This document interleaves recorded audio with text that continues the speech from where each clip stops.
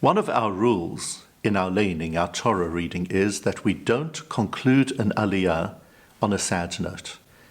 In fact, that's one of the reasons why some aliyot are short and some can be actually very long. We're part of an optimistic faith and we always want to end on a promising note. In this week's Parsha Vayechi, there is an aliyah which ends with details of a death. And not only is it an aliyah, it's actually the whole Parsha ends on that note. And it's not just the Parsha. The whole book of Breshit concludes with this verse. Vayamot Yosef ben 110 shanim, vayachantu oto, vayisem ba'aron b'Mitzrayim.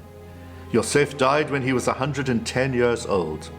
They embalmed him, and he was placed in a coffin in Egypt.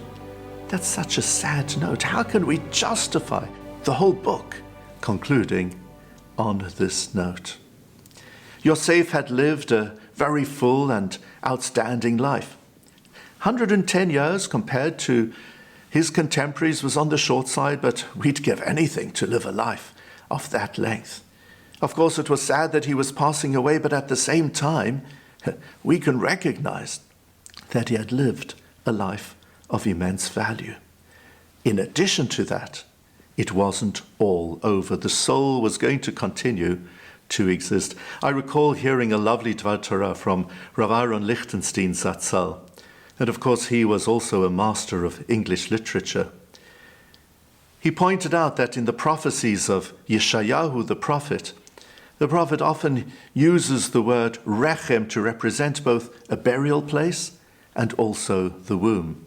Similarly, said Rav Lichtenstein, Shakespeare, in the last scene of Romeo and Juliet, presents a situation in which womb and tomb are words which readily interchange.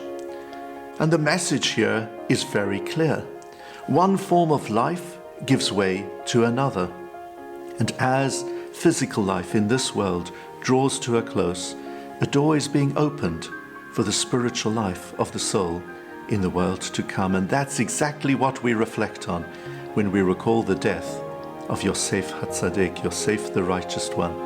Yes, it was sad that he passed away, but we're grateful for the life that he enjoyed, and we're also comforted by the fact that he went on to Olam Haba. So let us therefore learn from Yosef that while all deaths are sad, not all are tragic. And like Yosef, let us carve out a place for us in the world to come, and also guarantee that our legacy remains behind us in this world for all time. Shabbat Shalom.